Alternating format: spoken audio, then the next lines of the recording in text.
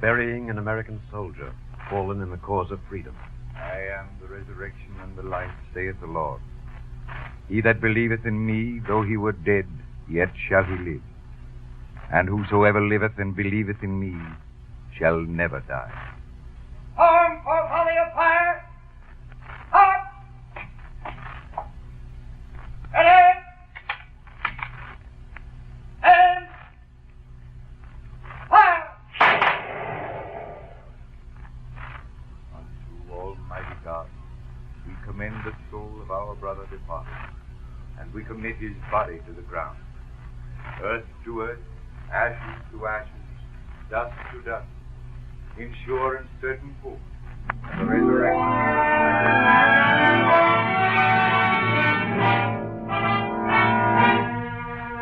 Living 1948, brought to you by NBC and its affiliates, in this week ushered in by Memorial Day, on which we honor our war dead, holds up its radio mirror to reflect the heritage and responsibilities of the living in a drama document entitled Freedom is a Homemade Thing.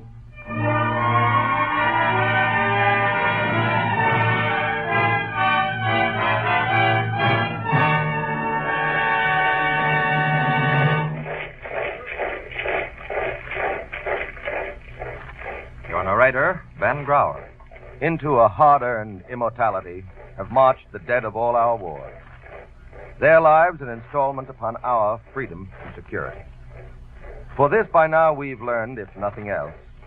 Their sacrifice alone cannot assure us these goals, but only the privilege of continuing to work the soil that nurtures them. In short, from the dead the mantle passes to us, the living. And ours becomes the ever-present duty of sustaining the heritage they helped pass on. If we fail in this, we fail not only them, but all who helped give that heritage birth. This is a fitting hour, then, inspired by Memorial Day and by the proclamation of our president, that we unite in prayer for peace, to look upon that heritage so deserving of their blood and of our eternal concern, to know what it is, what it means, and our duty to it. Oddly enough, today, this very minute, the whole picture is brought sharply into focus by a single train.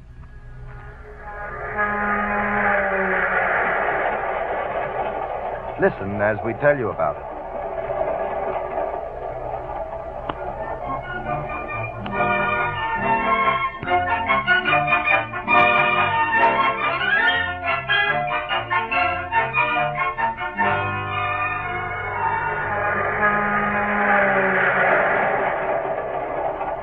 Somewhere in the nation today, plunging diesel-driven over land once known only to Shanks' mare, horseback, and canoe, moves a traveling shrine, the Freedom Train. Freedom train a-comin', comin', comin'. It's that freedom train a-comin', comin', comin'. It's that freedom train a-comin', comin', comin'. Get on board, oh, get on board. Godfathered by the U.S. Department of Justice, sponsored by the American Heritage Foundation, the Freedom Train bears a proud burden.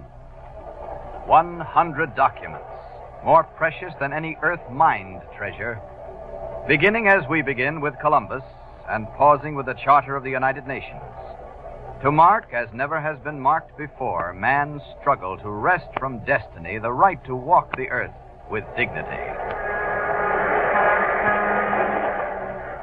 As this freedom train, in these grave days in the wake of war, stops, as it will, in all the states there are, millions of you will march through its 3 exhibit cars and marvel at what you see. And that is good. But remember, here is not a circus to be received with huzzas and then forgotten, but a lesson, an inspiration, in 3 cars and 100 documents. It has saved a many a thousand. It has saved a many a thousand. It has saved a many a thousand. Get on board, oh, get on board. And So, as we join the Freedom Train on its journey over the face of this land built with the ideals and practices of democracy, let us discover how some of us, in unnumbered, small, but important ways, are inculcating our youth with the independent spirit, with self-reliance, vision, courage. Northward roars the Freedom Train from Philadelphia, past newly planted fields not so long ago consecrated by the blood, bones, and flesh of men who fought for freedom. And as it rolls, the wheels seem to chant for all to hear the list of documents they bear. A letter from Columbus, The Magna Carta, the Pennsylvania Charter, the Declaration of the 9 Colonies. Through New Jersey, boasting Forge and Trenton, rumbles the Freedom Train, until at last it comes into sight of skyscrapers that would have astonished the most visionful pilgrim, and roars into the nation's most teeming city.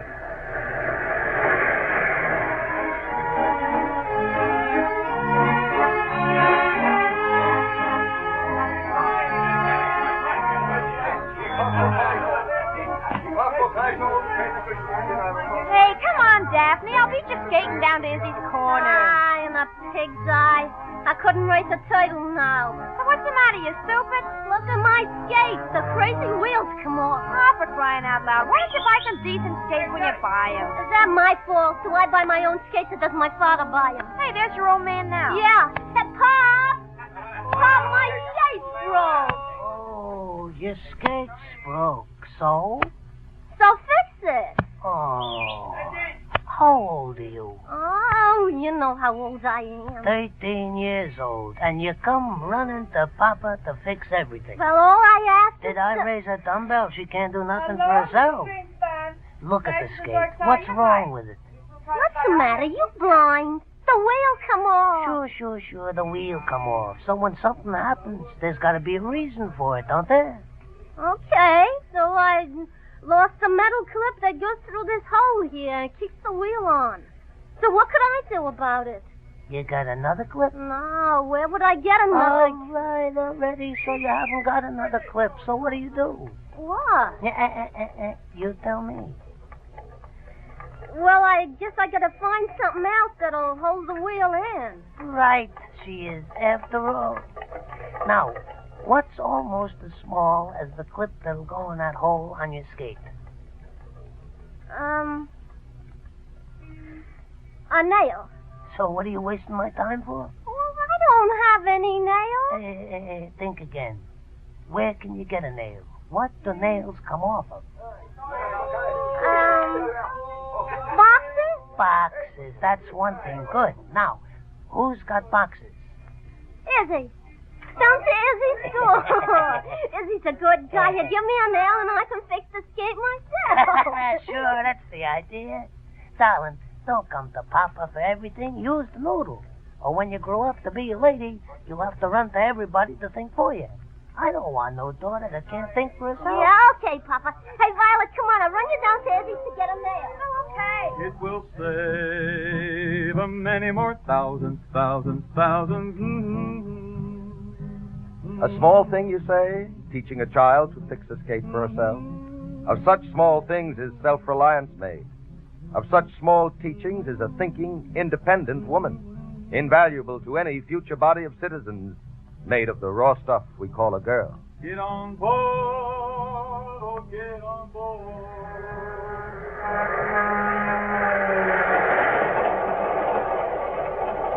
Into New England now, alive with the green of a new spring, plunges the Freedom Train, carrying to the land of those who gave them birth the mementos of democracy.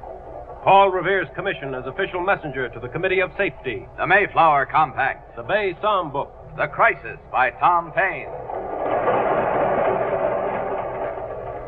This, then, is New England. So, Father, I've decided not to study law. Not to study law? That's right, Father. I know you're not going to like it, but I'm going on to do what I want to do. But, Jonathan... I'm going west and study radiobiology. Never heard of it. Won't hear of it. Now, Samuel, give Jonathan a chance to... Young man, every male in this family for the last 3 generations has gone to Harvard, studied law, and taken his place in the firm. Do you mean to tell me... I do, Father. Now, Please, Samuel. Please, dear, I'll attend to this. Doesn't a tradition that has been sustained for 50 years mean anything to you? Well, not when it interferes with something that means more. Oh, Jonathan doesn't mean to be disrespectful, dear.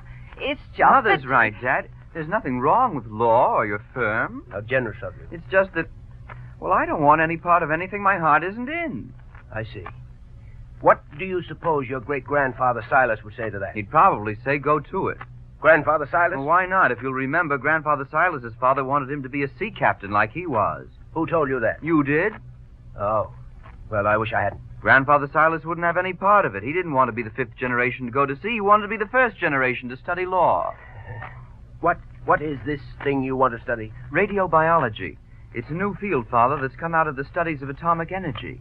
Radiobiology. Samuel, this is an important step for John. Maybe he's not making the choice you and I would like to see him make. But I think, don't you, dear, that he has a right to decide on how he wants to spend his life, regardless of how you or all the other Willards decided to spend yours. Well, Father? Well, imagine having a radiobiologist in the family. It has carried us to freedom, freedom, freedom. Freedom of thought, freedom of action, freedom to challenge even tradition itself and put it to the test. Only by instilling such qualities in our children can democracy grow in this world of living values. Get on board, oh, get on board.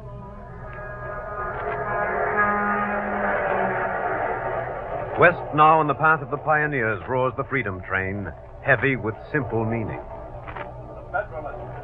Washington's farewell address to the Northwest Border. Virginia's ratification of the Bill of Rights.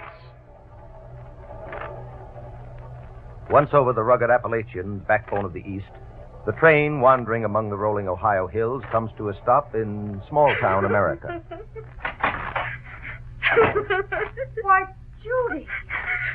Judy, dear, what's the matter? I didn't make it. You didn't make what, dear? The school orchestra. Why, I didn't even know you were... I had my heart set on it. I practiced the piano every day. But I thought... Just so I could make it. Just so I'd be the one they chose. But they chose Gladys Wiggin. Oh, Mom, I'll never play the piano again. Oh, Judy. Judy, dear, look at me. I don't want to look at anybody. Look at me. Now listen. What? You failed. I know it. That's what hurts. But did anyone ever tell you you could fail forward? Fail forward? Exactly. I don't know what you mean. Well, you ask anybody that ever got anywhere. They failed lots of times. But each failure moved them one step forward. And do you know why? No. Because each failure was like a finger post that pointed to the right path. Oh, you mean that... You failed today. But in failing, you learned why you weren't as good as Gladys Wiggin, who won. Oh. Now you can sit around and weep, or you can remember what you've learned, and you can fail forward. Yes, dear. As someone said, the only time you don't fail is the last time you try something and it comes out all right. Well, where are you going? Oh, gosh, I got some time before dinner. I think I'll practice a little bit. That's a good girl.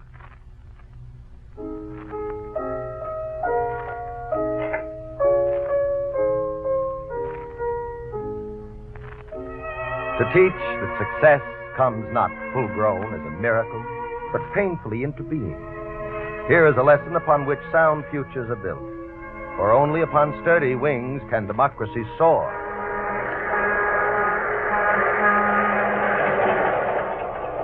Now, stretching before the freedom train, the great plain lies with crops abourning.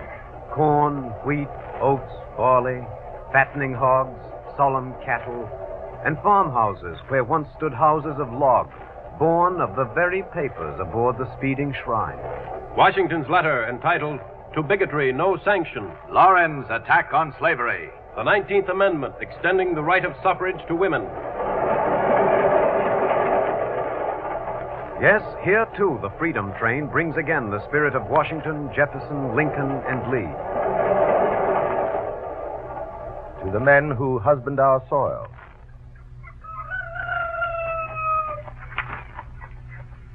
George done, Jess? Yes, Dad. Cattle are in, hogs fed. Fine. Now let's us put on the feedback. Okay, Dad.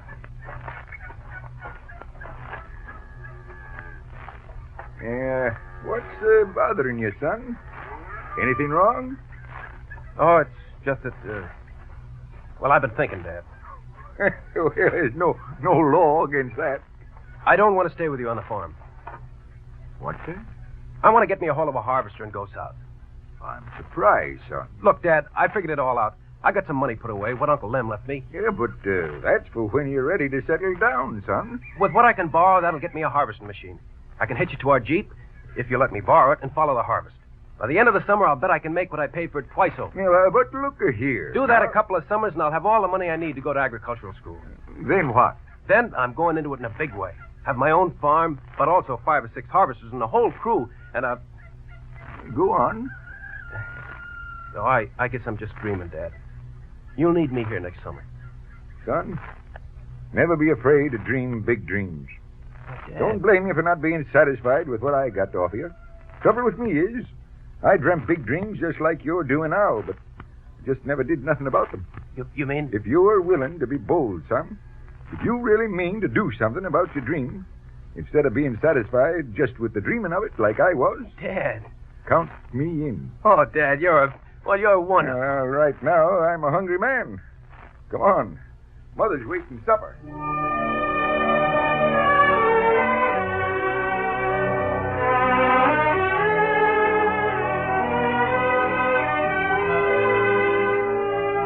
To dream big, to have the courage to match their dreams.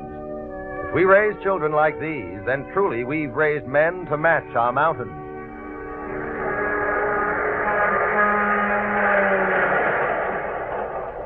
Now over the challenging desert, into the lowlands pockmarked with cattle and sheep, into the looming Rockies, the freedom train hastens westward, and the towering sequoias that saw the trek of the pioneers look down at their written monuments passing. Theodore Roosevelt's promise of a free Cuba. President Truman's proclamation of the independence of the Philippines. The first inaugural address of Woodrow Wilson. The United Nations Charter. High among the Douglas fir, the freedom train rests for the night. And not far off, a girl speaks into a telephone. Well, you can tell whoever's in charge of the rules that if the sorority is too good for Natalie Bronsky, it's not good enough for me. I resign. Well, what's going on here? I just resigned from the sorority. What? They wouldn't let me put up my girlfriend Natalie's name for membership. How come? Oh, 'cause her family wasn't born here, probably. That's the real reason. What reason did they give you? Some rule, they said, is in the charter about you have to come from a family with standing in the community. Oh, I'm disappointed in you, Mary. But, Daddy, you wouldn't want me to belong to a group like that, would you? Oh, I'm proud of the way you feel, but I'm not proud of the way you acted. What do you mean? Why, you just quit, that's what you did. I never did go for a quitter. What else could I do? Fight? Fight? How? Just because a thing is so doesn't make it right, Mary. Where would this country have been if we all believed that? You mean You think Natalie's as good as anyone else? Well, of course. So do I. And if it were I wouldn't let any stupid rule like that try to tell me I was wrong. I'd do my darndest to change it. Change it? Mm-hmm. You know, I'm a member of the Rules Committee. We never really had anything to do. So? I could make them call a meeting of that committee. Sure. Force them to give the whole thing an airing, put it to a vote, and amend the charter. I'll show them. Sure you will. Just because a thing is so doesn't make it right. Now you're talking like my daughter.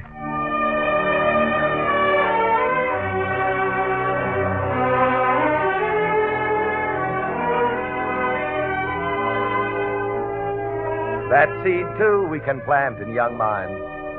Nothing in life, as Lincoln Steffens once said, has been done the way it should be. The whole world is full of things to do over. Only with such planting can America reap an unlimited harvest. Was that I see yonder coming, coming, coming? Onward flies the freedom train, on and on, bearing foremost among others one simple message. That a continent spanned is not enough. That a nation born of freedom can only grow if the spirit of freedom is the prime heritage of its future. Get on board, oh, get on board.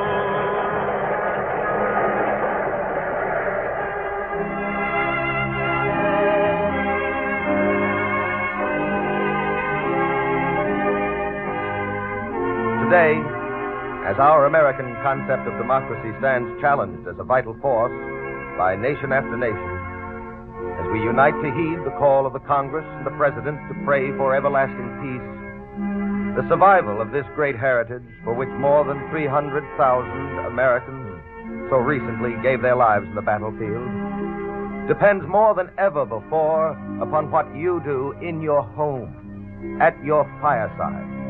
Do not only to keep alive the spirit of our hallowed documents yourself, but to plant the seeds of freedom in your children. Plant ideas like think for yourself. Plant a will unafraid to challenge and to test tradition. Plant personal courage. Plant vision and the strength to match it. Plant a questioning mind in the cause of justice. For freedom doesn't really reside in documents, nor is guaranteed alone by those who die to sustain them. Rather, it lives in those who apply them. Indeed, freedom is everybody's job. This, then, it appears to us, is the gist of what rides embraced on the freedom train between the letter of Columbus and the UN Charter. Freedom is a homemade thing.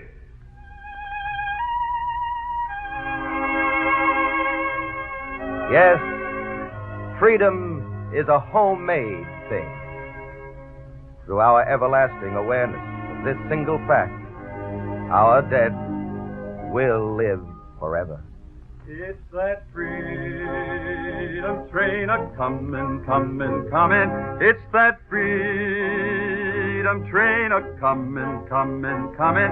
It's that freedom train a-comin', comin', comin'. Get on board that freedom train.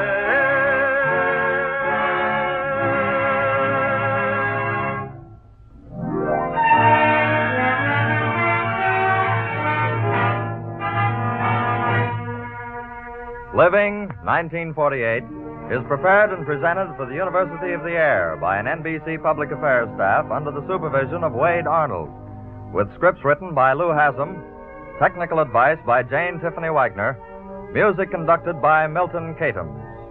Your narrator was Ben Grauer.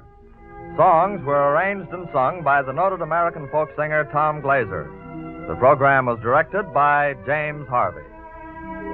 We invite you to keep abreast of the issues facing us in this election year by joining us next week when we'll make time available for another of the declared candidates for the presidency, Henry A. Wallace of the New Party.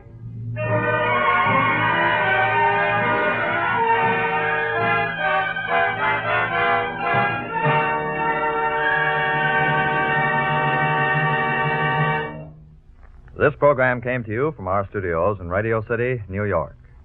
Robert Warren speaking. This is NBC, the National Broadcasting Company.